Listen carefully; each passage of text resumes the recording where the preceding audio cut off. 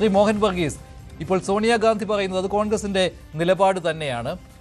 ഇതിനോടൊപ്പം നിൽക്കാൻ കഴിയുമോ? അങ്ങനെ ഒരു നിലപാട് കേന്ദ്ര സർക്കാർ സ്വീകരിക്കേണ്ട ആവശ്യമുണ്ടോ ഇപ്പോൾ? സോണിയാഗാന്ധിക്ക് അത് പറയാം.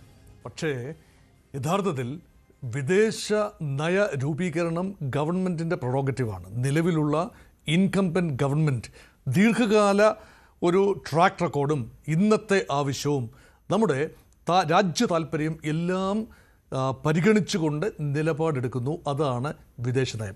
ഒരു രാജ്യത്തോട് എടുക്കേണ്ട വിദേശ നയം, ഒരു വിഷയത്തോട് എടുക്കേണ്ട പ്രത്യേക നിലപാട്, ഇതെല്ലാം തന്നെ ഇൻകംബന്റ് ഗവൺമെൻറ്റിൻ്റെ ഒരു പ്രൊറോഗറ്റീവാണ്. പക്ഷേ അത് മുൻകാലങ്ങളിൽ വ്യത്യസ്തമായ രാഷ്ട്രീയ കക്ഷി നയിക്കുന്ന ഒരു ഗവൺമെൻറ് ആകാം ഉണ്ടായത്. അന്നെടുത്ത നിലപാടുകളുടെ തുടർച്ചയാണ് പലപ്പോഴും ഇപ്പോഴത്തെ ഗവൺമെൻറ് എടുക്കുന്നത്. ചില കാര്യങ്ങളിലെങ്കിലും അതിന് മാറ്റം വന്നേക്കാം. അങ്ങനെ മാറ്റം വരുമ്പോൾ അത് നിഷ്പക്ഷത എന്ന ഒരു കാര്യം ഇവിടെ ചൂണ്ടിക്കാണിക്കുന്നത് ഏത് സാഹചര്യത്തിലാണ്? ഇന്ത്യ ഒരിക്കലും ആ സെൻസിൽ നിഷ്പക്ഷമായിരുന്നില്ല, പക്ഷേ നോൺ അലൈൻഡ് ആയിരുന്നു. നോൺ അലൈൻമെൻറ്റിൻ്റെ ശില്പികളിൽ പ്രമുഖനായ ജവഹർലാൽ നെഹ്റു പല ആവർത്തി പറഞ്ഞിട്ടുണ്ട്, non alignment does not mean neutrality.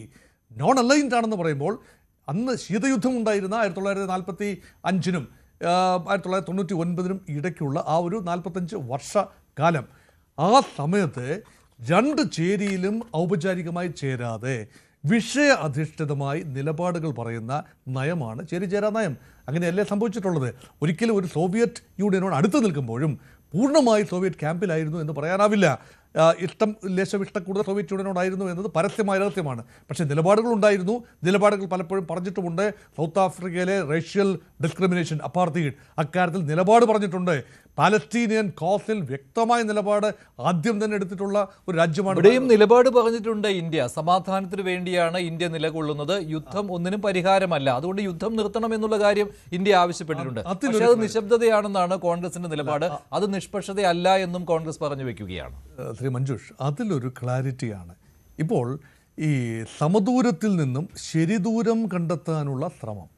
അല്ല, അങ്ങനെയാണെങ്കിൽ ഏതിനെങ്കിലും ഒന്നിനെ അനുകൂലിക്കുകയും ഒന്നിനെ പ്രതികൂലിക്കുകയും ചെയ്യണം. അമേരിക്ക ഇസ്രായേൽ ആക്രമണം ഇറാന് മേൽ, അതിനെ ഞങ്ങൾ എതിർക്കുന്നു എന്ന് പറയണം. ഇറാനൊപ്പമാണ് നിൽക്കുന്നത്. കാരണം ഒരു ഭരണാധികാരിയെ കൊലപ്പെടുത്തുക എന്നുള്ളത്, ആ രാജ്യത്തിലേക്ക് മിസൈൽ അയച്ച് കൊലപ്പെടുത്തുക എന്നുള്ളത്, അതിനൊപ്പം ഇന്ത്യക്ക് നിൽക്കാൻ പറ്റില്ല എന്ന് പറയേണ്ടി വരും. അങ്ങനെ പറയുന്നില്ല.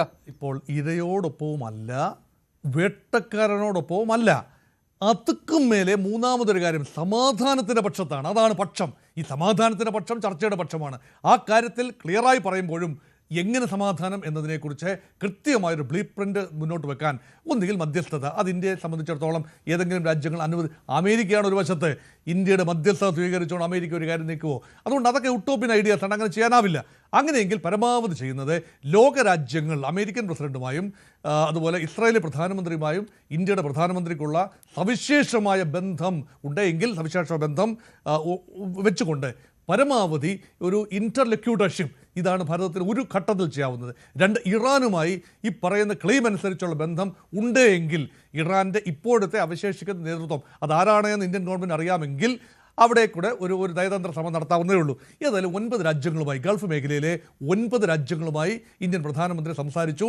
അത് ആ രാജ്യങ്ങൾ ഐക്യദാർഢ്യം പ്രഖ്യാപിച്ചു. പക്ഷേ ഇപ്പോൾ കോൺഗ്രസ് നേതാക്കൾ പറയുന്നത്, പ്രത്യേകിച്ച് മുൻ UPA ചെയർപേഴ്സൺ സോണിയാഗാന്ധി പറയുന്നത്, എന്തുകൊണ്ട് ആക്രമണ വിധേയമായ ഇറാനോട് ഐക്യദാർഢ്യം പ്രഖ്യാപിച്ചിട്ടില്ല?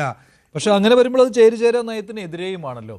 സോണിയാഗാന്ധി പറഞ്ഞു വയ്ക്കുന്നത്, ഇപ്പോൾ സോണിയാഗാന്ധിയുടെ ആ മുഴുവൻ ലേഖനം വായിച്ചു നോക്കുമ്പോൾ ഇന്ത്യയുടെ നിലപാട് അമേരിക്കയ്ക്കും ഇസ്രായേലിനും അനുകൂലമായി വരുന്നു എന്നാണ്.